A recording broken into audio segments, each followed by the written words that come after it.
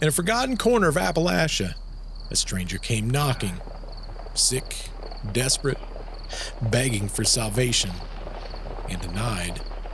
That night, the horses thundered across the Livingston farm, unseen. Fires leapt from stone fireplaces without warning, and furniture shattered in empty rooms. And then, it began. The clipping. Boots and dresses and linens, saddles all sheared to ribbons under the blade of an unseen hand. Some say it was guilt, some say it was a curse, but others, they believed that it was something far, far worse. Nestled quietly between the rolling Appalachian hills lies Middleway, West Virginia, a town seemingly untouched by time. Clapboard homes line empty streets, where whispers of history echo with every passing breeze. But in 1794, this tranquil village, then called Smithfield, would become the host of one of America's strangest and most terrifying mysteries. It began simply enough, with a knock at the Adam Livingston door. Adam Livingston was a proud man, a prosperous farmer, devout Lutheran, steadfast in his beliefs.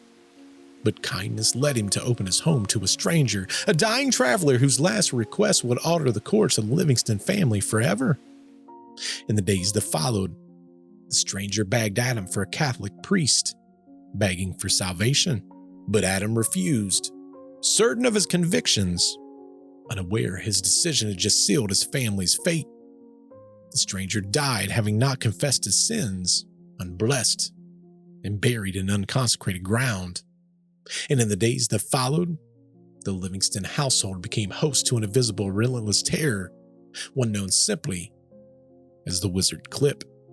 Tonight, we'll lift the veil on a haunting older than the nation itself and enter the legend that turned a quiet village into a place forever caught in the grip of unseen Shears. Let's retrace the echoes, if you dare. In the late autumn of 1794, beneath darkening skies in Middleway, West Virginia, a weary traveler, he appeared suddenly on the doorstep of Adam Livingston's farmhouse. Weak and feverish, he knocked urgently, pleading softly for shelter from the approaching storm. Moved by compassion, Adam brought the nameless visitor inside, the fire casting flickering shadows across his very pale skin. It was revealing an illness that was more severe than Adam had first imagined. Now, overnight, the stranger's condition had quickly worsened, spiraling downward at a very alarming pace, and by morning, his body shook violently from chills, his voice barely above a whisper as he pleaded desperately for a Catholic priest to administer the last rites. But Adam, a devout Lutheran, steadfast in his belief, he firmly refused the dying man's final request. You see, in Adam's home, there would be no priest, only direct communication between the soul and God. By evening, the stranger had drawn his final breath. His urgent pleas for salvation was left unanswered. Moved by pity yet bound by conviction, Adam hastily buried the stranger right behind his farm, in earth unconsecrated, in ground untouched by prayer. The shallow grave marked only by bitterness of rain and silence of regret. Now, no one in Middleway knew the man's name or even where he came from, but soon all would come to believe that his soul lingered, restless, angry, and unredeemed. The grave was sealed. The rain washed away all outward signs, yet within days, unseen hands would tear open the very fabric of the Livingston family's peace, and the nightmare known as Wizard Clip was about to begin. The night after the stranger's burial, Adam Livingston and his family would lay restless in their beds, haunted by the unspoken unease. You see, the silence that kind of hung thick and oppressive, almost like it was stalking the entire family. That was until the stillness was broken. See, outside there would be horses galloping. It would circle the farmhouse relentlessly. Adam would jump out of bed, peering desperately into the moonlit yard, but he saw nothing. There was no horses, no riders, only darkness stretching endlessly into the surrounding fields. As days turned into weeks, the disturbances intensified. Without warning, fiery embers would erupt violently from the fireplaces, scattering across the wooden floors. Beds would ignite spontaneously, flames going all the way to the ceiling as family frantically smothered each and every fire, with terror growing in their eyes. And nights, they become unbearable. Loud knocks hammering relentlessly at their doors, furniture rattling as they would shake violently on their own, and dishes flung from the cabinet smashing into pieces on the floor as if flung by invisible angry hands. Yet nothing, and I mean absolutely nothing, compared to the relentless tormenting sound that would soon become their constant companion, the cold metallic snipping of invisible shears. Clothes and curtains and blankets all mysteriously cut into very small crescent-shaped pieces, and even visitors that would come by, they would find their handkerchiefs inside their pockets, shredded to pieces. Saddles and bridles hung useless, reduced to ribbons by unseen blades. The Livingston farm had became almost infamous overnight. As whispers spread, people started calling the place the Wizard's Clip. Desperate for any kind of relief, Adam would call upon local clergy and ministers of every single denomination. They prayed, shouted sermons, waved their Bibles in defiance, but the clipping, they grew only more bold, like it was mocking their efforts. Ministers fled, their faces pale, their voices trembling, driven away by stones that was hurled by unseen hands. And in the midst of the chaos, Adam realized that there was something even more terrifying, at least in his mind. See, whatever it was that invaded his home, whatever dark force now ruled their nights, it had no intention of leaving. And each night, it grew darker. Every attack more violent, and soon Adam understood that this haunting, it was more than just a punishment. It was a reckoning. The unseen scissors would not rest, well, not until the Livingston family had paid a price greater than they could have ever imagined. Exhausted and desperate and teetering on the brink of despair, Adam one night, he succumbed to a very troubling sleep. But you see, the sleep, it didn't bring him any kind of rest. Instead, it brought him a vision. In his dream, Adam would climb this rocky mountainside, and he would climb to a very unfamiliar church. It was beautiful, yet strangely foreboding. Inside, he saw a man clothed in robes he had never saw before, illuminated almost like it was angelically. It was like a golden light. A gentle but commanding voice whispered into Adam's mind, clear as day, "This is the man who will bring you relief." Adam woke up struggling to catch his breath. You see, for him, he was certain that he had received some sort of a message, had to be some type of angelic message from above. Shaken yet hopeful, he shared the dream with his wife, who listened very intently before telling him, hey, maybe you should seek answers at this Catholic Mass in nearby Shepherdstown, a place he had never even considered stepping foot in. Reluctantly, but literally driven by desperation, Adam found himself attending the Mass that following Sunday. As he stood in the very back of a crowded church, his heart had nearly stopped. For at the altar appeared the very man from his dream, exactly as he had seen him. The tears streamed down Adam's face as he knew that this had to be this very moment. It was predestined.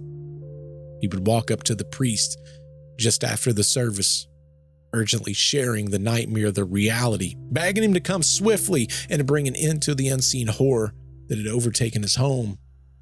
The very next day, Father Dennis Cahill arrived at the Livingston farm, a stern, practical man, skeptical of all of Adam's frantic claims. But as Father Cahill stepped onto the property, he sensed a very immediate, undeniable chill, an oppressive dread that hung in the very heaviness of the air. Inside the Livingston home, Father Cahill witnessed the devastation, the sliced clothing, the shattered furniture, lingering fear etched into every single face that he came across. And without delay, he opened his prayer book, took out his holy waters, he would sprinkle it around the house, and began the solemn prayers of exorcism. As his voice echoed throughout the house for the first time in weeks, the house grew quiet. The invisible blades, they stopped clipping. The furniture no longer shook, and for a very brief moment, peace would return.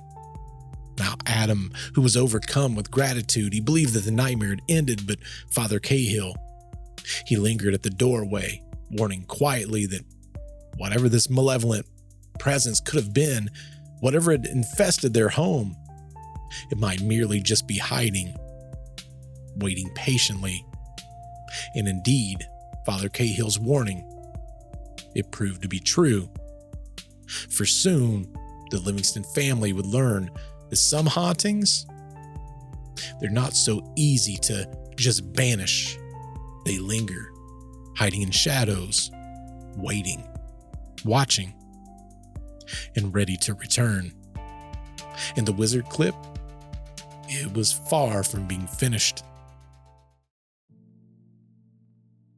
Now, for a very brief moment, right after Father Cahill's exorcism, the house, it kind of went back to being a home, and the family, they grew right back to being exactly as they were before. It's almost like they had forgotten everything that had happened.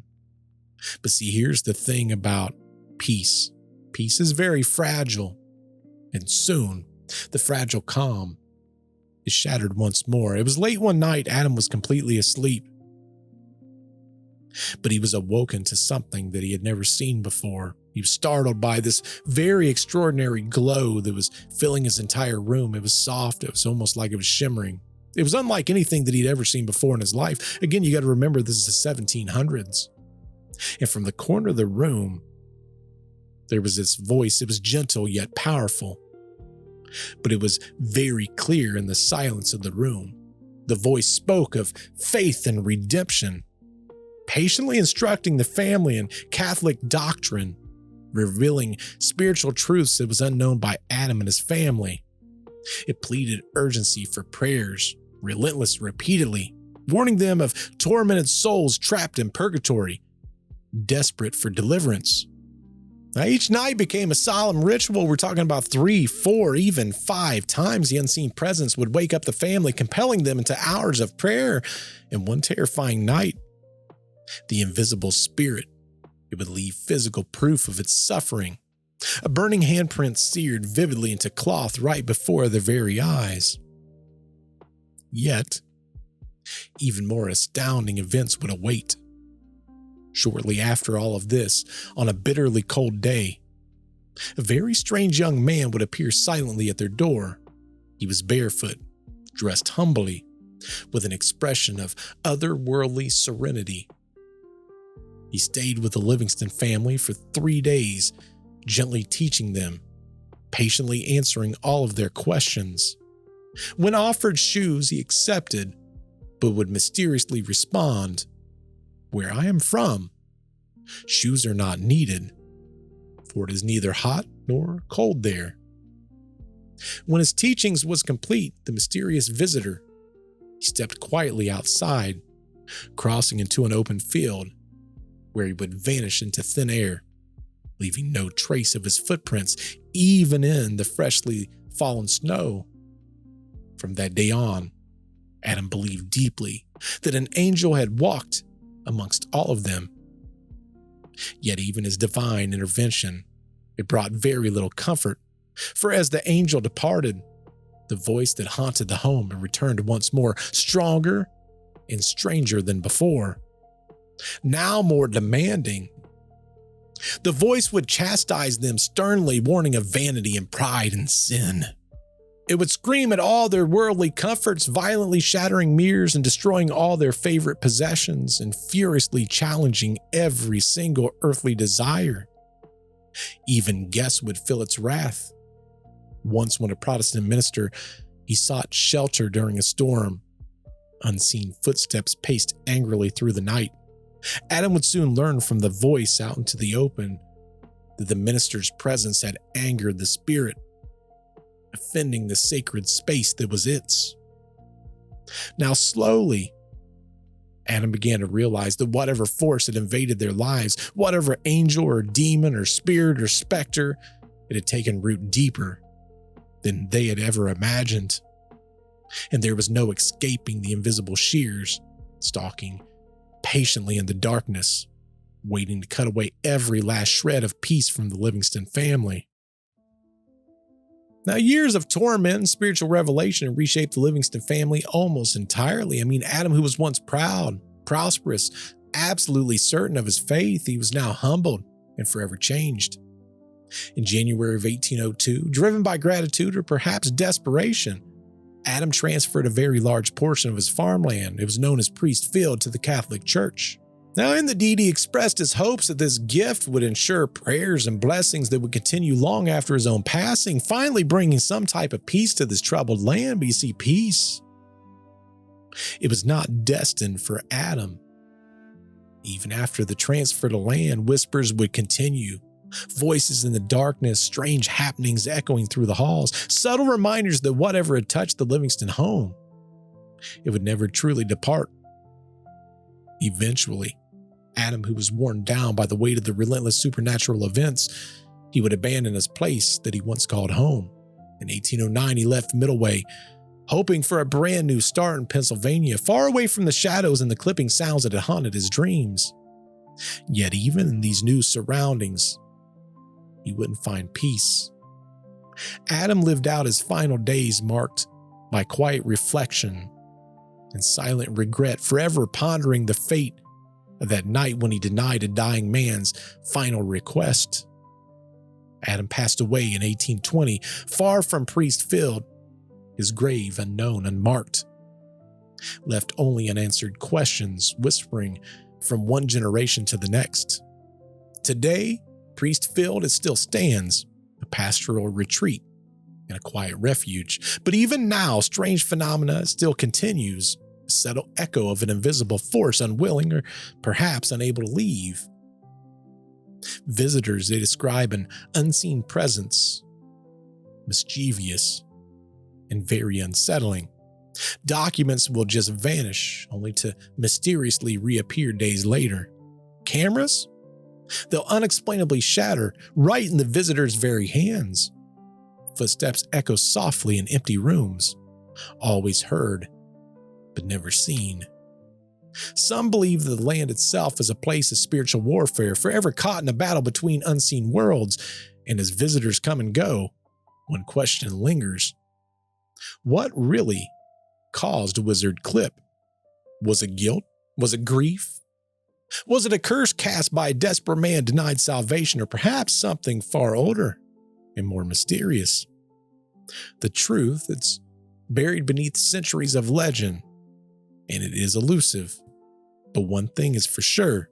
In Middleway, West Virginia, the legend of Wizard Clip, it endures. Unseen scissors forever poised, hidden in the darkness, waiting patiently for the next soul in need of redemption. And perhaps, just perhaps, that soul, maybe it's yours. Now, over 2 centuries later, the mystery of Wizard Clip, it remains as controversial as ever.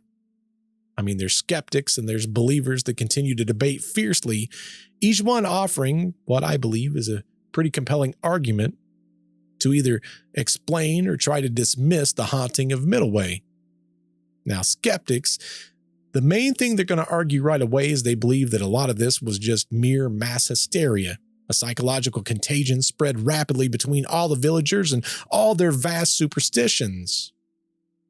They say that the community became caught up in a collective panic, seeing and hearing things that simply were just not there. Now, others suggest that Wizard Clip was an elaborate hoax, crafted perhaps by the Livingstons themselves or by religious authorities intended on demonstrating the power and the necessity of spiritual rites. Now, by creating this fear, the theory claims that they sought attention or possible conversions to the Catholic faith in a predominantly Protestant area. Now, surprisingly enough, when I give you this third logical explanation by skeptics, you're going to say, Bert, this isn't the fringe theory section. And this kind of shocked me too. There's a more unusual explanation that's proposed by modern parapsychologists. They suggest that there's this phenomena known as recurrent spontaneous psychokinesis. That's where there's an uncontrolled psychic energy.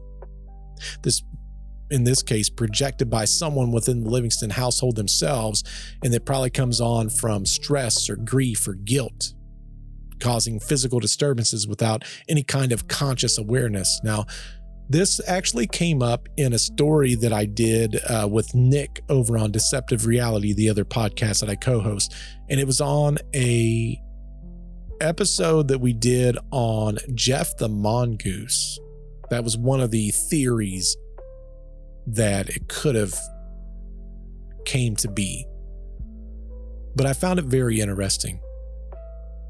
Now, when we talk about these skeptical doubts, there are a counter-argument rooted in the compelling testimony of numerous independent witnesses. Now, we're talking about people like clergies, neighbors, visitors, many respected community members. They reported firsthand accounts of many of these unexplainable events.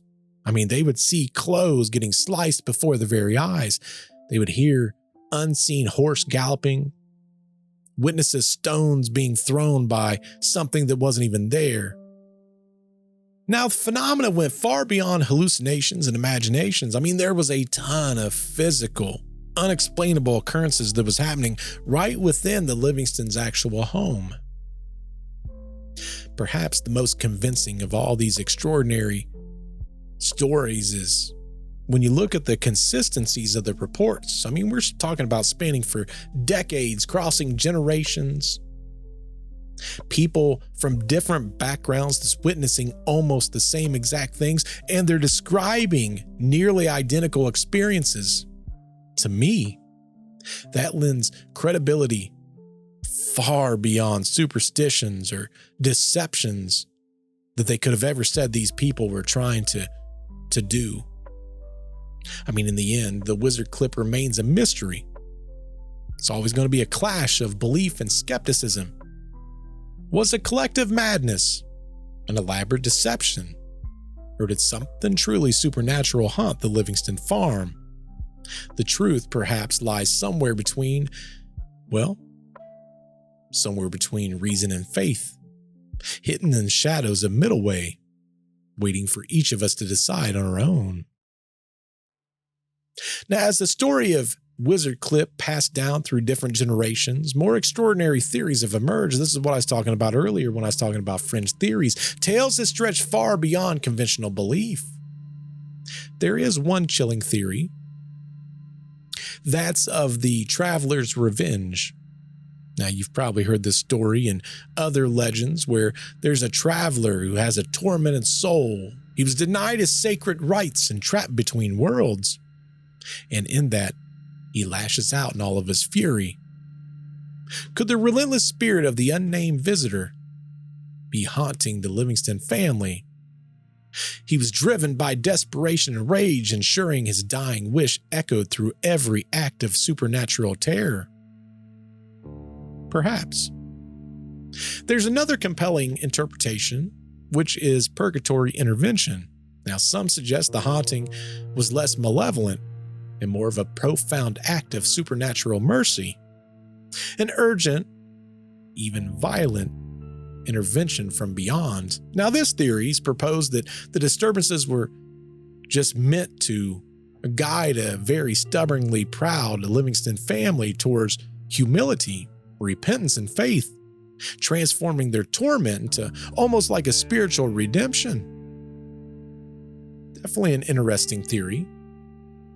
Now, yet, the most unsettling theory of all speaks probably of what most of my stories go to, which is demonic infestation, suggesting the haunting was never the work of a ghost or even psychic turmoil of the living, but something far darker and infinitely more dangerous. Now, believers claim that these demonic entities, they seized upon the dying traveler's plea, exploiting it to open a gateway into the Livingston home.